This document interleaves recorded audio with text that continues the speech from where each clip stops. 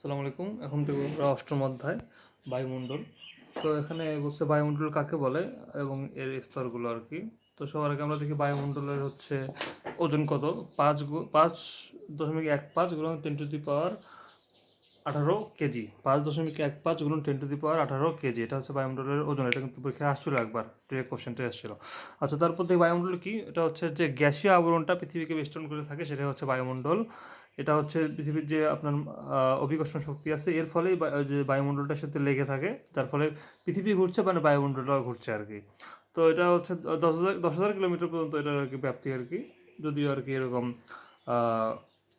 আর কি 30 কিলোমিটার বেশি আর কি, এটার 97% উপাদানই আর কি 30 কিলোমিটারের মধ্যে সীমাবদ্ধ, বাকিগুলো আর কি আলাদা আলাদা আছে। আচ্ছা, তারপর দেখি আর্দ্রতা আর আপেক্ষিক আর্দ্রতা।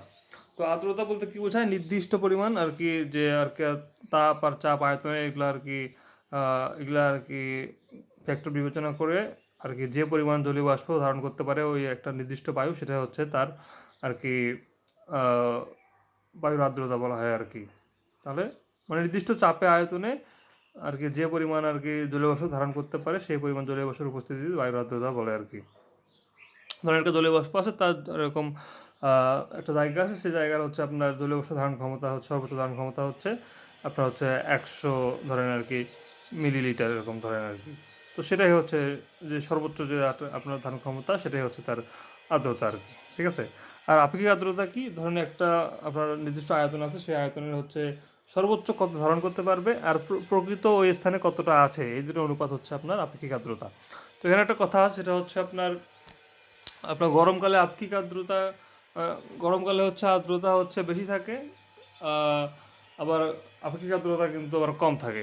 আবার শীতকালে আপনার আর্দ্রতা কম থাকে কিন্তু হচ্ছে আপনার আপেক্ষিক আর্দ্রতা বেশি থাকে। এটা কেন? কারণ ধরেন শীতকাল হচ্ছে কি, শীতকালে হচ্ছে সব কিছু আপনার ঠান্ডা বাতাস থাকে। তো ঠান্ডা বাতাস থাকা মানে কি, সূর্য তখন হচ্ছে কম আর কি তাপ দেয় আর কি, এই কারণে নদী নালার পানি এগুলো কম বাষ্পীভূত হয়। কম বাষ্পীভূত হওয়া মানে কি, আপনার বায়ুমণ্ডলে কম আপনার জলীয় থাকবে।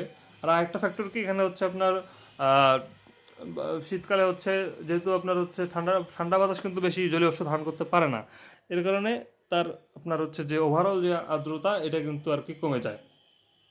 ঠিক আছে। এখন আমরা দেখি যে আপেক্ষিক আর্দ্রতা কেন বাড়ে। কারণ হচ্ছে কি, যে ধরেন হচ্ছে ধরুন গরমকাল ছিল, গরমকালে হচ্ছে আপনার বায়ুটার আয়তন ছিল মনে করেন 100 ধরেন আর কি লিটার আছে আর কি। তো এখন যেহেতু শীতকালে এখন 100 লিটারে, তখন গরমকালে হচ্ছে আপনার সেখানে ধরেন বায়ু ধরছিল হচ্ছে আপনার 70। তাহলে আপনার তখন ছিল হচ্ছে আপনার এরকম 70, আপনার হচ্ছে 70 ভাগ হচ্ছে তখন ছিল হচ্ছে তখন তখন ধরেন 70 ভাগ ছিল তার আপেক্ষিক আর্দ্রতা। কিন্তু ধরেন শীতকালে ওইটার আয়তনটা কমে 100 থেকে এরকম ধরেন 75 হয়ে গেল। তো 75-এর মধ্যে 70ই আছে তার হচ্ছে পরিপূর্ণ, তার মানে কি আপনার হচ্ছে আপেক্ষিক আর্দ্রতা কিন্তু বেড়ে গেল। এভাবেই হচ্ছে আপনার আপেক্ষিক আর্দ্রতা শীতকালে বেড়ে যায়, কিন্তু আবার ওভারঅল যে আর্দ্রতা, এটা কিন্তু ফির আবার শীতকালে অনেক কমে। তো হচ্ছে এখন দেখেন, এখানে সাইক্লোন আর টর্নেডোর মধ্যে পার্থক্য। সাইক্লোন হচ্ছে আপনার সমুদ্র সৃষ্টি হয়, এটা সৃষ্টি হয় হচ্ছে আপনার স্থলভাগে। এদিকে এটা হচ্ছে আকার হচ্ছে 700 কিলোমিটার, আর টর্নেডো হচ্ছে কয়েকশো মিটার। স্থায়িত্ব এটা কয়েক কয়েক সপ্তাহ হতে পারে সাইক্লোনটা। আর টর্নেডো হতে পারে আপনার হচ্ছে কয়েক সেকেন্ড থেকে কয়েক মিনিট ঘন্টা হতে পারে। এটার পূর্বাভাস সহজ, টর্নেডোর পূর্বাভাস হচ্ছে কঠিন। বাতাসের গতি সাইক্লোনে থাকে হচ্ছে 322, আর এদিকে টর্নেডো থাকে 480। সাইক্লোনে হচ্ছে আপনার প্রবল বাতাস, ভারী বৃষ্টি, জলোচ্ছ্বাস থাকে। আর টর্নেডোতে থাকে আপনার প্রচণ্ড ঘূর্ণিবায়ু, শিলাবৃষ্টি। আচ্ছা, এখন পরের কোশ্চেনটা দেখি। বলছে ডুবুরিরা আপনার হচ্ছে অক্সিজেনের সঙ্গে নাইট্রোজেনের পরিবর্তে হিলিয়াম কেন নেয়? তো আপনি যখন এখানে নাইট্রোজেন নেবেন আর কি, সাধারণ যে বাতাসটা আর কি, নাইট্রোজেন যদি নেন, তো সেখানে আপনার হচ্ছে এই নাইট্রোজেনটা আপনার হচ্ছে পানির নিচে যেহেতু চাপ বেশি, এই চাপে ওই নাইট্রোজেনটা আপনার হচ্ছে শিরা উপশিরায় ঢুকে যাবে। যখন হচ্ছে আপনি পানি থেকে উঠবেন, তখন আবার ওই যে নাইট্রোজেনটা ঢুকছে, এটা আবার আপনার বুদবুদ আকারে আপনার শরীর থেকে বের হওয়া শুরু করবে, শিরা উপশিরা থেকে। তো এই যে বের হওয়াটা কিন্তু অনেক কষ্টকর আর কি। তো এই জন্য যাতে হচ্ছে হিলিয়ামটা ইউজ করা হয়, হিলিয়াম যেহেতু নিষ্ক্রিয়, কারোর সাথে বিক্রিয়া করবে না, তার ফলে এটা আর কি এরকম ঢুকবেও না, বেরও হবে না আর কি, যার কারণে ব্যথাটা হবে না, এই জন্য আর কি হিলিয়াম ব্যবহার করা হয়। তো এখন হচ্ছে বায়ুমণ্ডলে ওজোন স্তরের ভারসাম্য কীভাবে রক্ষা হয়, প্রয়োজনীয় তথ্য সহ ব্যাখ্যা করতে বলছে। তো আমরা জানি ওজোন স্তর হচ্ছে আপনার স্ট্র্যাটোস্ফিয়ারে থাকে। তো এখানে হচ্ছে এটাকে একটা চ্যাপম্যান চক্র নামে আর কি বলা হয়, যে ওজোন ধ্বংস হচ্ছে, সৃষ্টি হচ্ছে, এটাকে বলা হয় চ্যাপম্যান চক্র। তো এখানে কী হয় দেখেন, ওজোন সৃষ্টি হয় কীভাবে, যখন হচ্ছে O2 আর কি আপনার ওজোন স্তরে যায়, এই O2কে আপনার ইউভি লাইটটা যখন এখানে আসে আর কি, ইউভি রশ্মি আসে, তখন এই ইউভিটা হচ্ছে O2 কে ও আর ওতে রূপান্তর করে, ঠিক আছে। এই ও যায় আপনার হচ্ছে আরেকটা যে O2 আছে ওটার সাথে আর কি বিক্রিয়া করে তখন ওজন তৈরি করে, O3 তৈরি করে। এখন থেকে ভাঙে কেমনে, যখন হচ্ছে আপনার একটা ওজন তৈরি হলো, এই ওজনটাকে আবার ইউভি রশ্মির সংস্পর্শে যখন আসে তখন সেটা আবার O3 ভেঙে আবার O2 আর ও হয়। আর এই যে আপনার যে O2 আর ও হলো, এই ও আবার হচ্ছে O3-র সাথে বিক্রিয়া করে আবার 2O2 দুইটা আর কি অক্সিজেন অণু তৈরি করে আর কি। এভাবে ভাঙ্গা করা আর কি ব্যালেন্স চলতে থাকে, ফলে একটা ব্যালেন্স তৈরি হয় আর কি। এখন কার্বন ডাইঅক্সাইড এখানে বলছে যে হচ্ছে আপনার গ্যাস কীভাবে গ্রিন হাউস গ্যাসের প্রভাবের জন্য দায়ী। তো যে এটা আর কি কার্বন ডাইঅক্সাইড আর তাপ শোষণ করে বায়ুমণ্ডলে হচ্ছে আপনার তাপমাত্রা বাড়ায় দেয়।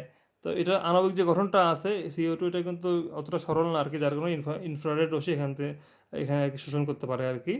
আর এর বর্ধিত ঘনত্ব এটা হচ্ছে আপনার যেহেতু জীবাশ্ম জ্বালানি পোড়ানো হচ্ছে, তারপর হচ্ছে রান্না করা হচ্ছে, তারপর হচ্ছে বন ধ্বংস করা হচ্ছে, এর ফলে কিন্তু আপনার কার্বন ডাইঅক্সাইড বাড়ছে, যার ফলে আরেকটা সমস্যা হচ্ছে। কারণ জলীয় বাষ্পের সঙ্গে সম্পর্ক এখন হচ্ছে জলীয় বাষ্প যখন হচ্ছে আপনার আমরা ইউজ করতেছি বা আপনার বায়ুমণ্ডল থেকে এরকম জলীয় বাষ্প হয়ে যাচ্ছে, আবার এদিকে কার্বনও বাড়তেছে, তো এই দুই বাড়ার ফলে কিন্তু জলীয় বাষ্প কিন্তু একটা বড় একটা গ্রিন হাউস গ্যাস। তো তো এই সবই কিছু মিলে আর কি কার্বন ডাইঅক্সাইডটা গ্রিন হাউস গ্যাসের জন্য দায়ী আর কি। এখন পরে বলছে যে হচ্ছে দুধ পাস্তুরিত করার পরও কক্ষ তাপমাত্রা রাখলে নষ্ট হওয়ার কারণ কি। আচ্ছা, তো এখন দেখেন যে হচ্ছে পাস্তুরাইজেশন আসলে কি। এটা আসলে একটা ধরনের পাস্তুরাইজেশন অর্থ আংশিক নির্জীব কর্ম, অর্থাৎ দুধের যে আর কি আছে আর কি কাঁচা অবস্থায় থাকবে তখন আর কি সেখানকার যে ফসফেটস এনজাইম এটাকে বিনষ্ট করা এবং দুধের যে সম্ভাব্য যে রোগ জীবাণুগুলো থাকে এই রোগ জীবাণুগুলোকে নিষ্ক্রিয় করার যে প্রক্রিয়া সেটা হচ্ছে পাস্তুরাইজেশন। তো এটা আর কি লুই পাস্তুর আবিষ্কার করছে আর কি 1862 সালে। তো এটা দুই পদ্ধতিতে করা হয়, একটা হচ্ছে হোল্ডার প্রসেস, একটা হচ্ছে হাই টেম্পারেচার শর্ট প্রসেস, যেটাকে HTST বলা হয়। যেটা কি বলা হয় HTST, high temperature short process. তো হোল্ডার পদ্ধতিতে আপনার হচ্ছে এরকম 63 থেকে 66 ডিগ্রি সেলসিয়াস তাপমাত্রায় আপনার হচ্ছে 30 মিনিট উত্তপ্ত করা হয়, তারপর হচ্ছে 10 ডিগ্রি সেলসিয়াসে এটাকে শীতল করা হয়। এটা হচ্ছে হোল্ডার কি 63 থেকে 66 ডিগ্রি সেলসিয়াসে এটাকে আর কি উত্তপ্ত করা হয়, করে 30 মিনিট উত্তপ্ত করা হয়, এরপর 10 ডিগ্রি সেলসিয়াসে এটাকে শীতল করা হয়। আর HTST কি, এটা হচ্ছে high temperature short time process. এটা হচ্ছে কি এখানে হচ্ছে আপনার এরকম 74 ডিগ্রি সেলসিয়াস তাপমাত্রায় আপনার হচ্ছে 15 সেকেন্ড ধরে এটাকে উত্তপ্ত করা হয়।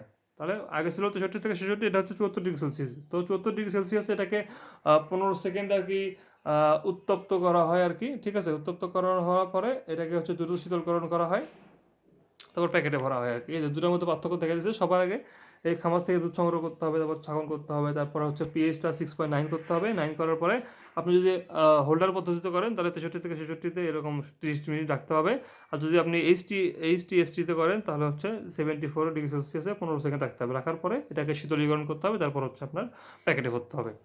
তো এখানে হচ্ছে আপনার 10 ডিগ্রি সেলসিয়াসের বেশি যদি আপনার তাপমাত্রা থাকে তখন আপনার যে এই যে মেসোফিলিক যে ব্যাকটেরিয়া থাকে এই ব্যাকটেরিয়ার গ্রোথ তখনও হয়, যার ফলে দুধটাকে নষ্ট করে দেয়। আবার দেখবেন যে ফ্রিজে রাখার পরও কয়েকদিন রাখার পরে দুধটা নষ্ট হতে পারে। সেক্ষেত্রে যে এই যে আপনার সাইক্রোট্রফিক যে আপনার হচ্ছে ব্যাকটেরিয়া আছে এটার ফলে এই দুধটা নষ্ট হতে পারে। গ্লোবাল ওয়ার্মিং কি, এর কারণ আর প্রভাব আলোচনা করতে বলছে। তো গ্লোবাল ওয়ার্মিং হচ্ছে আপনার গড়ে যে পৃথিবীর তাপমাত্রা বৃদ্ধি পাচ্ছে, ক্রমাগত বৃদ্ধি পাচ্ছে, এটা হচ্ছে গ্লোবাল ওয়ার্মিং। তো এটার কারণ কি, যে গ্রিন হাউস গ্যাস যে আপনার কার্বন ডাইঅক্সাইড, মিথেন, তারপর হচ্ছে O3 এগুলো যে ছড়ানো যাচ্ছে এর ফলে হচ্ছে। তারপর জীবাশ্ম জ্বালানি পোড়ানোর ফলে হচ্ছে, বন উজাড়করণের ফলে হচ্ছে, শিল্প কারখানা থেকে আসছে, কৃষি থেকে আসছে। এর প্রভাব কি, তাপ প্রবাহ হচ্ছে, তারপর বন্যা হচ্ছে, খরা হচ্ছে, ঝড় হচ্ছে, জীব বৈচিত্র্য হ্রাস পাচ্ছে, খাদ্য নিরাপত্তা নিরাপত্তা রক্ষা করা যাচ্ছে না, মানুষের স্বাস্থ্য ক্ষতি হচ্ছে। আচ্ছা, ওজোন স্তরের গুরুত্ব কি, এটি কীভাবে রক্ষা করতে পারি। তো ওজোন স্তর কিন্তু আমাদের যে অতিবেগুনি রশ্মি আর কি, এই আপনার হচ্ছে সূর্য থেকে যেটা আসে আর কি, এই অতিবেগুনি রশ্মি এটাকে শোষণ করে আর কি, শোষণ করে এটা আমাদের বায়ুমণ্ডলে প্রবেশ করতে বাধা দেয়। তো বাধা দেয়, তারপর হচ্ছে আপনার এদিকে জীববৈচিত্র্য রক্ষা করে, তারপর হচ্ছে পৃথিবীর জলবায়ু নিয়ন্ত্রণ রাখতে সাহায্য করে। এগুলো হচ্ছে আপনার গুরুত্ব আর কি। আর রোধে ব্যবস্থা নেওয়া হয়েছে ওই যে আপনার মন্ট্রিল প্রোটোকল স্বাক্ষরিত হয়েছিল, যেখানে হচ্ছে আপনার হ্যালোজেন সমূহের উৎপাদন বন্ধ করে দেওয়ার কথা ছিল, CFC আর হ্যালোজেন সমূহ। তারপর CCl4, CH3Br এগুলো ধারাবাহিক উৎপাদন বন্ধ করার কথা বলছে। তারপর অ্যারোসেলে আপনার হচ্ছে আইসোবিটন ব্যবহার করার কথা হয়েছে।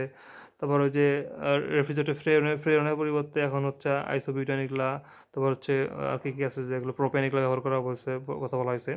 তো পুরো বায়ুমণ্ডলের ভর কত, এটা হচ্ছে কি আপনার যে একটাকে বললাম 5 গুণন 10 আপনার হচ্ছে 18, 5.15 গুণন 10 18, তাহলে 5 গুণন 10 18, এটা হচ্ছে ভর আর কি। তো বায়ুমণ্ডলে কী কী এরকম উপাদান আছে সেটা তো আমরা জানি। নাইট্রোজেন এরকম 28.02, অক্সিজেন 20.71, আর্গন 0.80, কার্বন ডাইঅক্সাইড 0.03, জলীয় বাষ্প 0.01, এগুলো হবে যাবে নিয়ে।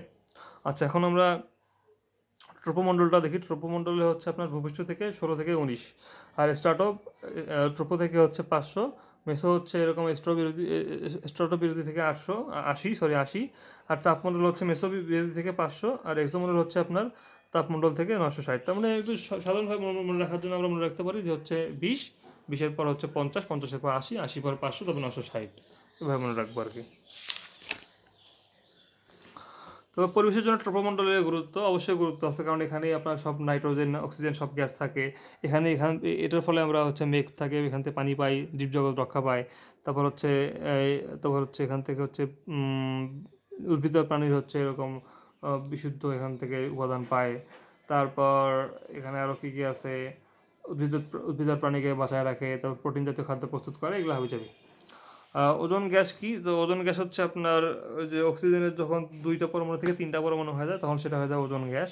তো ওজনের হচ্ছে গাঢ় নীল বর্ণ, আর হচ্ছে গন্ধ হচ্ছে মাছের আইসের মতো, ঠিক আছে। তো ওজোন গ্যাসের ক্ষতিকর প্রভাব এখন কী কী আছে, এটা শ্বাস প্রশ্বাসে বাধা দেয়, তারপর হচ্ছে অ্যালভিউলার ক্ষতিগ্রস্ত করে, বিভিন্ন রোগ যেমন অ্যাজমা, ক্রনিক এগুলো হয় আর কি, ব্রঙ্কাইটিস, তারপর হচ্ছে স্ট্রেস বাড়তে পারে, আর আপনার হচ্ছে অন্যান্য স্বাস্থ্য সমস্যাও তৈরি করতে পারে। তো কার্বন নিঃসরণ কি, বায়ুমণ্ডলের ক্ষতিকর প্রভাব ও তার নিয়ন্ত্রণের উপায় কি? তো কার্বন নিঃসরণ হচ্ছে এখানে দেখেন যে তারপর হচ্ছে জীবাশ্ম জ্বালানি পূরণের মাধ্যমে কার্বন ডাইঅক্সাইড, কার্বন মনোঅক্সাইড এগুলো যখন আর কি নিঃসরণ হয় তখন সেটা হয় কার্বন নিঃসরণ আর কি। তো এর ফলে হচ্ছে এটা প্রধান গ্রিনহাউস গ্যাস 66% নিঃসরণ মানে দূষণের জন্যই হয়। তারপর এদিকে আবার এখান থেকে যে কার্বন মনোঅক্সাইড উৎপন্ন হয় এটা আবার রক্তে আপনার হিমোগ্লোবিন বহন করতে দেয় না, যেটা একটা অত্যন্ত ক্ষতিকর। তারপর এদিকে কি আছে, এটা বৃদ্ধির ফলে আপনার হচ্ছে অক্সিজেন আর নাইট্রোজেনের মাত্রা হ্রাস পাচ্ছে, যেটা তারপর হচ্ছে এনট্রপি বাড়ছে, পৃথিবীর তাপমাত্রা বাড়ছে, যেটা পৃথিবীর তাপীয় মৃত্যু হতে পারে এর ফলে। তো উপায়গুলো আমরা জানি, এগুলো আর বলতে হবে না। জোয়ার ভাটা কি, দিনে দুবার জোয়ার ভাটা হয় কেন? কারণ ওই যে আপনার যখন জোয়ার ভাটা কি সেটাকে দেখি। তো ভূপৃষ্ঠের উপর যখন হচ্ছে চাঁদ আর হচ্ছে সূর্য যখন এরকম আকর্ষণ থাকে, এই আকর্ষণের ফলে আমাদের পৃথিবীর যে জলরাশিগুলো আছে এগুলো ফুলে ওঠে, এই ফুলে ফেপে ওঠে, এটা হচ্ছে আপনার জোয়ার আর কি। আর চলে গেলে সেটা হচ্ছে ভাটা। তো দিনে দুইবার হয় কেন? কারণ যেখান দিয়ে হচ্ছে চন্দ্রের একটা আমরা যখন পৃথিবী ঘুরে চাঁদও ঘুরতেছে, তো আপনার পৃথিবীর যে পৃষ্ঠটা চাঁদের দিকে তখন মুখ করে থাকে, তখন চন্দ্রের আকর্ষণে ওই জায়গাটাতে আপনার হচ্ছে জোয়ার সৃষ্টি হয় আর কি। তো যেহেতু আপনার হচ্ছে এরকম আপনার 24 ঘন্টায় দুইবার এরকম হয়, এই জন্য আপনার 24 ঘন্টায় দুইবার জ্বর হয়। আর জোয়ার ভাটা যদি হিসাব করি তাহলে হচ্ছে 4বার হয় আর কি, অর্থাৎ 6 ঘন্টা পর পর একবার জোয়ার একবার ভাটা হয়, এভাবে দুইবার জোয়ার দুইবার ভাটা হয় 24 ঘন্টায়। বায়ুমণ্ডলের ওজোন স্তর আপনার হচ্ছে ধ্বংসের কারণ সময়ের বর্ণনা দিতে বলছে। তো এখন হচ্ছে দেখেন হচ্ছে অথির একটা রূপভেদ হচ্ছে আপনার ইয়ে আর কি, ওজন হচ্ছে অক্সিজেনের একটি রূপভেদ আর কি। তো হচ্ছে আপনার 1970-এর পর থেকে দেখা যাচ্ছে যে আপনার পৃথিবীর যে স্ট্রাটোস্ফিয়ার আছে এটার হচ্ছে আয়তন প্রতি বছর 4% করে কমে যাচ্ছে। এর ফলে হচ্ছে আপনার একটা ওজোন হোল তৈরি হচ্ছে। তো এটা দেখি কী কী উপাদানের কারণে হচ্ছে, দেখুন CFCl3, তো এটা ভাঙানোর ফল আপনার হচ্ছে CFCl2 হয়, এবং আরেকটা সিএল থাকে। এই সিএলটা আবার হচ্ছে আপনার O3 সাথে বিক্রিয়া করে ClO প্লাস হচ্ছে O2 তৈরি করে, এভাবে আর কি সমস্যা হচ্ছে। তো আমি জাস্ট এই দুটো বিক্রিয়া দেবো, CFCl3 ভাঙার পরে CFCl2 হবে প্লাস সিএল হবে, ওই সিএলটা আবার O3 সাথে বিক্রিয়া করে ClO প্লাস O2 হবে, এভাবে দিব আর কি। আচ্ছা, তারপর হচ্ছে এখন এই হ্যালোজেন অণুর মূল উৎস কার্বন সৃষ্ট হ্যালোজেন বা ফ্রেয়ন। তো এই ফ্রেয়ন এখন আর কি চেঞ্জ করা হয়েছে, এখন ওই যে আপনার আইসোবিউটেন, তারপর প্রোপেন, তারপর হচ্ছে আপনার টেট্রাফ্লোরোইথেন, এগুলো আর কি ইউজ করা হচ্ছে। R600A এটা হচ্ছে আইসোবিউটেন, R290 এটা হচ্ছে আপনার আর প্রোপেন, আর R134 এটা হচ্ছে আপনার টেট্রাফ্লোরোইথেন। তো এগুলো আর কি গ্রিনহাউস গ্যাস দূর করতে ভূমিকা রাখছে আর কি। ধন্যবাদ।